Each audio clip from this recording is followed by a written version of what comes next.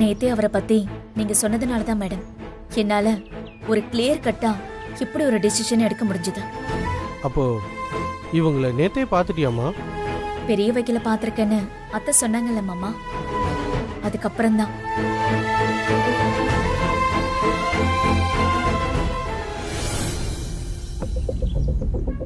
Supreme court லாயரா?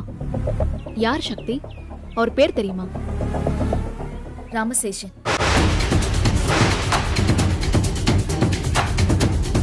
நிஜமாவா? அவர் இதுக்கு ஒத்துக்கிட்டாரா? ஏன் மேடம்? அவரு கீழ் கோர்ட்டுக்குள்ள வரமாட்டாரு. அதுதான் ஆச்சரியமா இருக்கு. அவரை ஃபிக்ஸ் பண்ணிட்டதா அத்தை சொன்னாங்க. It's a news to me. பொதுவா அவருக்கு கேஸும் ஃபீஸும் தான் முக்கியம். நியாயம் அநியாயம்னா அதுக்கு என்ன ஸ்பெல்லிங்னு கேட்பாரு. பணம் கொடுத்தா என்ன வேணாலும் செய்வாரு. அப்படியா? ஆமா. உங்க அத்தை அவரை எப்படி ஃபிக்ஸ் பண்ணாங்கன்னு தெரியுமா? தப்பா நினைக்க கூடாது. என்னடா இன்னொரு லாயரை பத்தி தப்பா சொல்றாங்களேன்னு. அவர் இந்த கேஸ்ல ஏன் இறங்குனார்னு நான் தெரிஞ்சுக்கணும். இதனால அவருக்கு என்ன லாபம்னு நான் யோசிக்கிறேன். அது அவரோட ஜூனியரை அத்தைக்கு தெரியும் போல. அவர் மூலமா பூஜாவும் அத்தையும் போய் பேசினதா சொன்னாங்க. இல்ல, ஏதோ ஒண்ணு தப்பா இருக்கு சக்தி.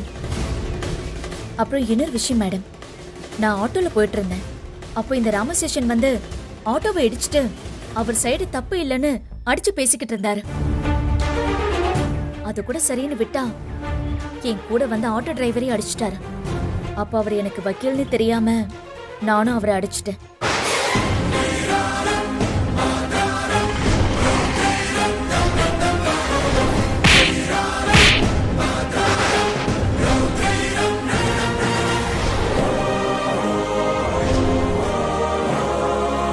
இப்பதான் எனக்கு புரியுது சக்தி. இந்த கேஸ் நாம ரொம்ப கேர்ஃபுல்லா ஹேண்டில் பண்ணணும். நான் சொல்ற மாதிரி செய்யுங்க.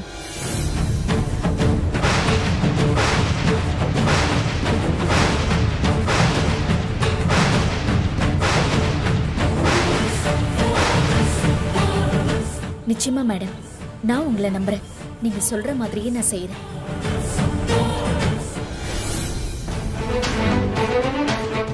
சக்தி, நீ சொன்னதை அப்படியே ஃபாலோ பண்ணதுனாலதான் அந்த வக்கீல இந்த கேஸ்ல இருந்து நம்மளால ஈஸியா வெளியேற்ற முடிஞ்சதுல்ல?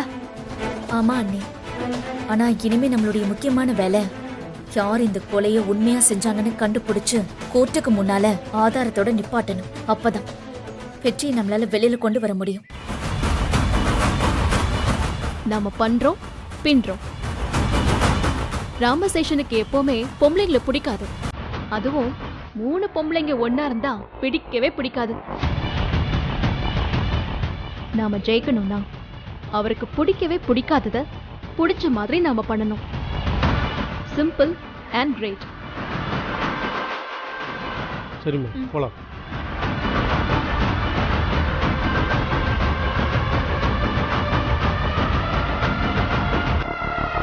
மேடம், நம்ம இந்த கேஸ்ல ஜெயிச்சிருவோமா? Don't worry. இதுல ஜெயிக்கிறதுல சேலஞ்ச் உங்களுக்கு மட்டும் இல்லை, எனக்கு இல்லை.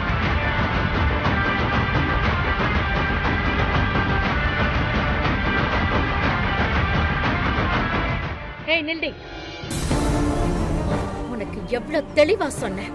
ஒரு குழந்தை கிட்ட சொல்ற மாதிரி எத்தனை தடவை சொன்னேன். ஆனா நீ எதையுமே காதுல வாங்காம இப்படி எல்லாத்தையும் கெடுத்துட்டு வந்து நிக்கிறியடி. ஏண்டி, என் புள்ள நிலைமைய கொஞ்சமாவது யோசிச்சு பாத்தியா? பெத்த வயிறு துடிக்குதுடி. என் புள்ள அங்க எவ்வளவு கஷ்டப்படுறான். யாருக்காக அதெல்லாம்? உனக்காக தானே. உனக்காக தானே அவன் ஜெயிலுக்கு போனா. இதெல்லாம் கூட நினைக்கலன்னா நீ என்னடி மனுஷி? இத பாருடி, இதுக்கெல்லாம் நீ பதில் சொல்லியே ஆகணும். என் வயிற்றுச்செல்லாம் உன்னை சும்மாவே விடாதுடி. இத பாரு சரண்யா, உனக்கு அசிங்கமா இல்ல? உன் அண்ணன் அங்க என்னென்னவோ கஷ்டப்படுறான். ஆனா அத பத்தி எல்லாம் உன்னால கொஞ்சம் கூட யோசிக்க முடியல. இன்னைக்கே பெயில் எடுத்து தந்துருவேன்னு சொன்னாரு. ஆனா எல்லாமே போச்சு. ஒரே நாள்ல எல்லாம் பெயில் வாங்க முடியாது மேடம். இத பாரு, நீ பேசாத. நான் உன்கிட்ட பேசல. ஆனா நான் உங்ககிட்ட தான் பேசுறேன். உங்க பையனோ இல்ல சக்தியோ இந்த கொலைய பண்ணலன்னு உங்களுக்கே நல்லா தெரியும் இல்லையா? கொலை பண்ணவங்களே பதற மாட்டாங்க. நீங்க சக்திய பழி வாங்குறதா நினைச்சுக்கிட்டு வெற்றியை பழி வாங்காதீங்க. கொஞ்சம் பொறுமையா இருங்கம்மா. ரங்கநாயகி, அதான் அவங்க சொல்றாங்கல்ல, அவங்க பார்த்துப்பாங்கம்மா. என்னங்க பேசிட்டு இருக்கீங்க? சக்தி நம்ம புள்ளைய வெளியிலயே வரவிடாம பண்ணிட்டு வந்து நிக்கிறா. நல்லா பேசுறீங்க நீங்க. நியாயம் ஏங்க? இந்த வக்கீலுக்கு என்னங்க தெரியும்? நம்ம வக்கீல இன்னும் கொஞ்சம் பேச விட்டுருந்தா இந்நேரம் அழகா வெற்றிக்கு ஜாமீன் வாங்கி கொடுத்திருப்பார்ல. அப்படி சொல்லி உங்ககிட்ட பெரிய அமௌண்ட்டா வாங்கிருப்பாரு. ஆமா, எவ்வளவு கொடுத்தீங்க? அது வந்து ஐயோ அண்ணி, அண்ணி அம்மா இருங்க, நான் தண்ணி கொண்டு வரேன். அண்ணி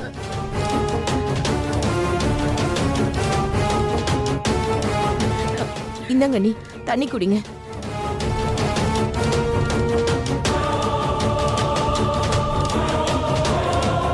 என்னாச்சத்த? காலையில கோர்ட்டுக்கு வரதுக்கு முன்னாடி ஏதாவது சாப்பிட்டீங்களா? இல்ல, வெற்றிக்கு பெயில் கிடைச்சாதான் அண்ணி சாப்பிடுவேன்னு சாமி முன்னாடி சத்தியம் பண்ணிருக்காங்க.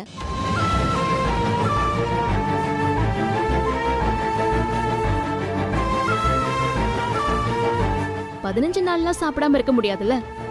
பக்கத்துல கேண்டீன் இருக்கு, போய் டீயாவது வாங்கி கொடுங்க. இல்ல, அதெல்லாம் வேண்டாம். அத்தை, நீங்க கவலைப்படாதீங்க. வெற்றி நிச்சயம் வெளியில வருவாரு. நான் அவரை கொண்டு வந்துருவேன். கிழிப்படி, உன்னால ஒண்ணுமே கிழிக்க முடியாதுன்னு இப்பதான் என்கிட்ட வக்கீல் சொல்லிட்டு போனாரு. இல்ல, நான் தெரியாம தான் கேக்குறேன். அவர் கேக்குற கேள்விக்கெல்லாம் உன்னை ஆமான்னு தானே சொல்ல சொன்னேன். அது சொல்றதுக்கு உனக்கு என்னடி கஷ்டம்? அம்மா, எதுக்குமா அவங்க கேக்குற எல்லாத்துக்கும் இவன் ஆமான்னு சொல்லணும்? ஆமான்னு சொல்லிருந்தா அப்படி என்ன பண்ணிருப்பாரு? நீதான் கொலை பண்ணியான்னு கேட்பாரு. அதுக்கும் ஆமான்னு சொல்ல சொல்றியா? நீ சும்மா இரு சரண்யா. இதெல்லாம் உனக்கு எதுவும் தெரியாது. அவர் எவ்வளவு பெரிய கிரிமினல் லாயர் தெரியுமா? அம்மா, நீதாம்மா இன்னும் எதுவும் தெரியாம பேசிட்டு இருக்க. அவரு கிரிமினல் கேஸ வாதாடுற லாயர் இல்ல, அவரே ஒரு கிரிமினல் தான். அது தெரியுமா உனக்கு? யாரு? இந்த வக்கீலம்மா உனக்கு சொல்லி கொடுத்து கூட்டிட்டு வந்தாங்களா? நல்லா இருக்கு சரண்யா, உங்க கூட்டணி ரொம்ப நல்லா இருக்கு. கோர்ட்டுக்குள்ள நீங்க இப்படி சொல்லணும் அப்படி சொல்லணும்லாம் நான் சொல்லி கொடுக்கறது இல்லம்மா. உங்க பொண்ணு அவங்க என்ன நினைக்கிறாங்களோ அத சொல்றாங்க. அட்லீஸ்ட் அதை கொஞ்சம் புரிஞ்சுக்கவாவது ட்ரை பண்ணுங்க. அதை விட்டுட்டு எதேதோ பேசிட்டு இருக்கீங்க. உங்களுக்கு வெற்றி வெளியே வரதை விட சக்தியை டார்கெட் பண்றதா முக்கியம் இல்ல? அத்தை, தயவு செஞ்சு நம்புங்க.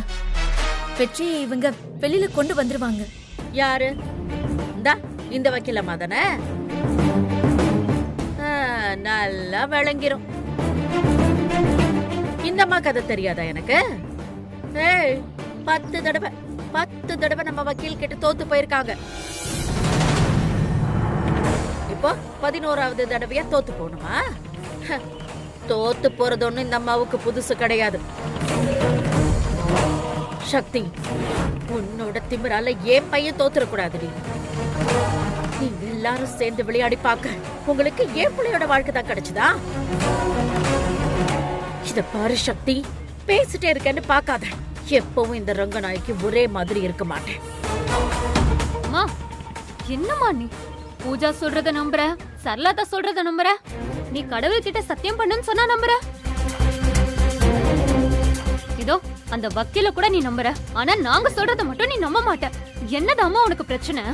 ஏய் சரண்யா, சக்தி ஏமாந்தது மட்டும் இல்லாம உங்க எல்லாரையும் நல்லா கெடுத்து வச்சிருக்காடி. உங்க அண்ணன் வெளியில வரணும்னு ஆசை இருந்ததுன்னு வச்சுக்கோ, அவளை நான் சொல்ற மாதிரி கேட்க சொல்ல. ரங்கநாயகி, சக்தி எல்லாத்தையும் கரெக்டாக தான் செஞ்சுக்கிட்டு இருக்கா. நீ கொஞ்சம் நிதானமா இந்த மேடத்துக்கிட்ட பேசி பாரு, அப்போ உனக்கு புரியும். ஏங்க, நீங்க வாய் மூடுங்க. எல்லாருமா சேர்ந்து என் புள்ளைய என்னதான் பண்ண போறீங்கன்னு தெரியல. ஆனா ஒண்ணுங்க, என் புள்ள மட்டும் வெளியில வரலன்னு வச்சுக்கோங்க, உங்க எல்லாரையும் நான் சும்மா விட மாட்டேன். பாத்துக்கோங்க. சரளா வா. என்னப்பா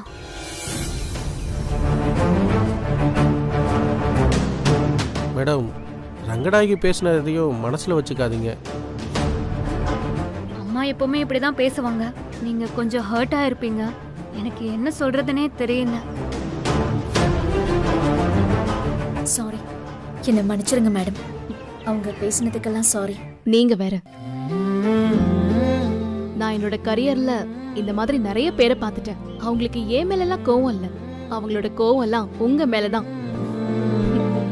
அதுவும் உங்க மேல அன்பா இருக்கிறவங்க மேலெல்லாம் அது திரும்புது. லைஃப்ல ஒரு கஷ்டம் வரும்போதுதான் நம்ம கூட யாரெல்லாம் இருக்காங்கன்னு தெரியும்.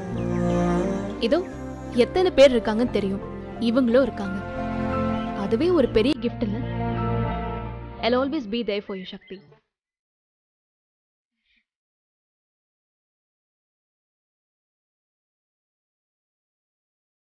ரொம்ப தேங்க்ஸ். என்னால இவங்களையும் அத்தை கண்ணா பின்னான்னு பேசுறாங்க. அதான் எனக்கு கவலையா இருக்கு.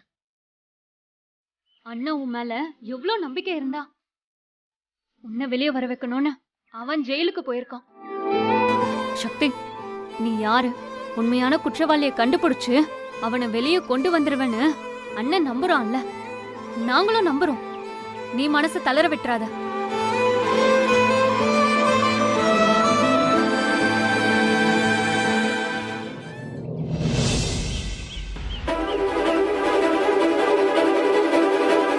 மிஸ்ஸஸ் சக்தி, கோலா நடந்த ஸ்பாட்ல நீங்க இருந்தீங்களா இல்லையா? இல்ல. உங்க பெர்மிஷனோட நான் வக்கீல மாத்திக்கிறேன். நான் ஆல்ரெடி வக்கீல் ஸ்ரேயாவை ஏற்பாடு பண்ணிட்டேன்.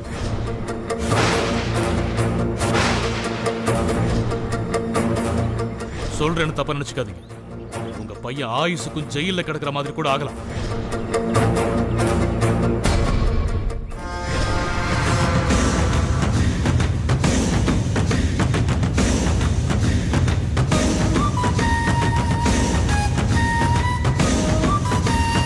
அத்தை, சாப்பிடாம இருந்து என்ன ஆக போகுது? தயவு செஞ்சு என்ன தொந்தரவு பண்ணாதீங்க. எனக்கு எதுவும் வேணாம் பூஜா. என்னத்த? சாப்பிட்டாளா? இல்லைண்ணே. ரங்கநாயகி, முதல்ல நீ சாப்பிடவா. இங்க பாரு, கோவத்துல சாப்பிடாம இருக்காது. உன் உடம்புக்கு தான் கெடுதல் அது. யாரும் என்கிட்ட பேச வேணாம், போயிருங்க. இங்க பாரு ரங்கநாயகி, நீ சாப்பிடலன்னா வெற்றி வெளியே வந்துடுவானா? சாப்பாட்டு மேல கோவத்தை காட்டி என்ன ஆக போகுது? உன் உடம்ப பத்தி கொஞ்சம் யோசிச்சுக்க. இப்படி சாப்பிடாம இருக்கிறது உன் உடம்ப தான் பாதிக்கும். அத்தை, கோர்ட்ல நடந்ததே நினைச்சுக்கிட்டு இருக்காதீங்க. ஏண்டி, உன்கிட்ட நான் எவ்வளவு தெளிவா சொன்னேன், இந்த கேஸ்ல தலையிடாத, நான் தான் எல்லாத்தையும் பாத்துக்கிறேன்னு சொன்னேன்ல.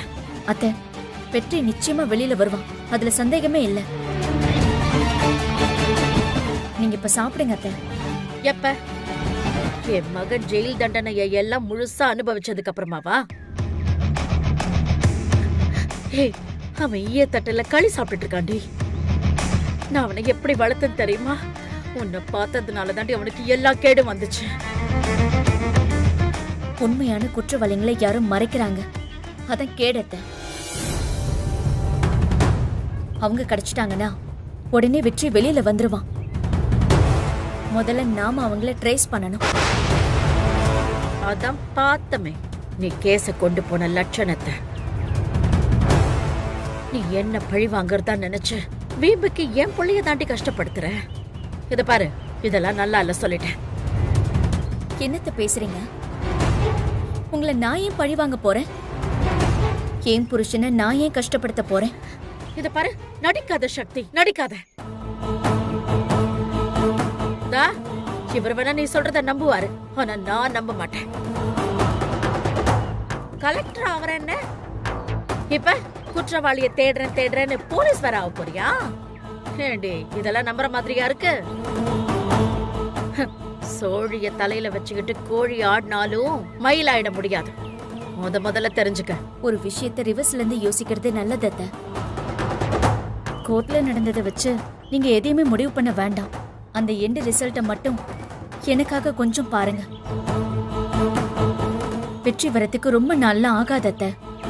ஆல்ரெடி நான் குற்றவாளியை நெருங்கிட்டேன். அடுத்த ஹியரிங்ல என்ன நடந்தாலும் நான் கோர்ட்ல கொண்டு போய் நிறுத்துவேன்.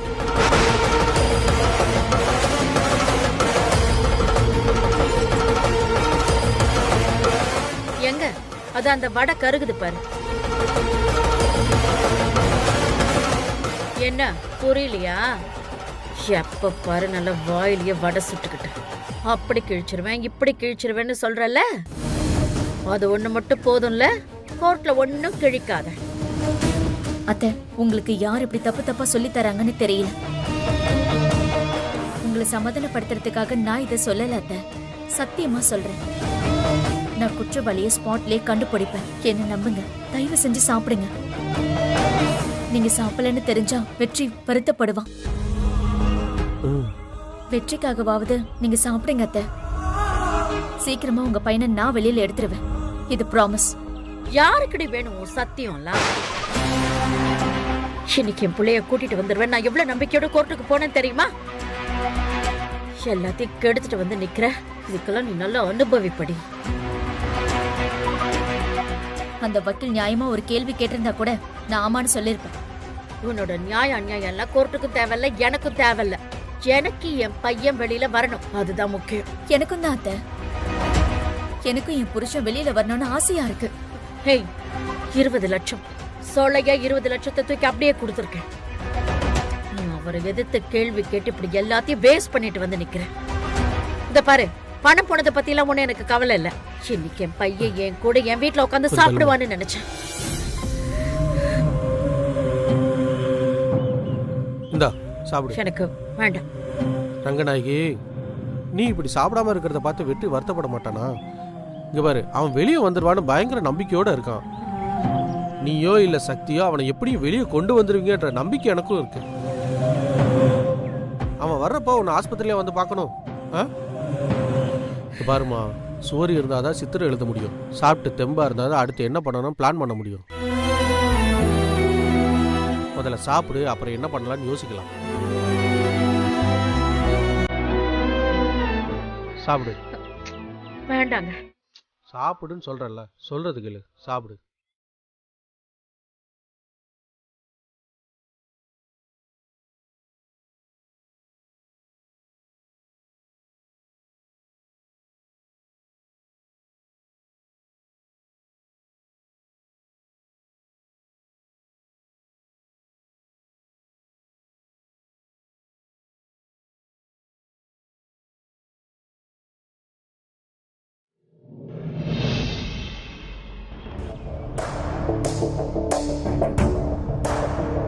எப்படி சக்தி, பூஜா தான் மர்டர் பண்ணிருப்பாங்கன்னு எப்படி இவ்ளோ ஸ்ட்ராங்கா சொல்றீங்க? ஏதாவது ரீசன் இருக்கா? நான் என்னோட சஸ்பெஷன் லிஸ்ட எப்படி யோசிச்சேன்னா, முதல்ல யாரெல்லாம் பிரியாவை கொலை பண்ற அளவுக்கு போயிருப்பாங்கங்கிறத விட யாரெல்லாம் அப்படி செஞ்சிருக்க வாய்ப்பு இருக்குன்னு நான் யோசிச்சேன். புஷ்பா சங்கிலி தான் என்னோட லிஸ்ட்ல முதல்ல இருந்தாங்க. அவங்களுக்கும் எங்களுக்கும் ஆகாதுதான், ஆனா அதெல்லாம் மொத்தமா எங்க குடும்பத்து மேல உள்ள ஒரு கோபம்.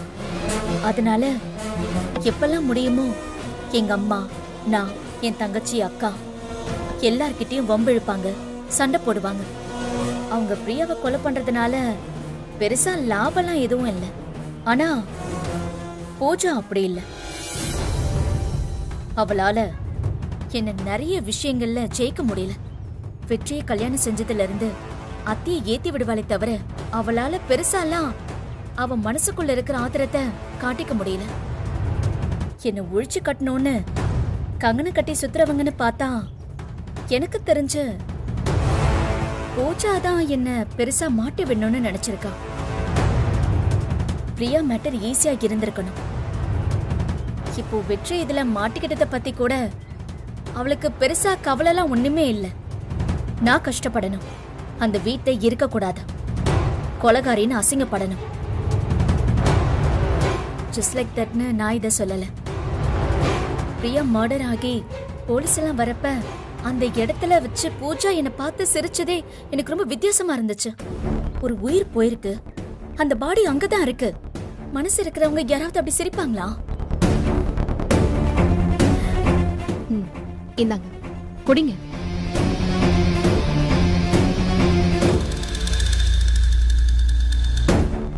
சக்தி, இதுல எவிடன்ஸ்னு ஒண்ணுமே இல்ல. அவங்க பண்ணிருக்காங்களோன்னு நினைச்சு நீங்க சொல்றீங்க, அவ்வளவுதான்.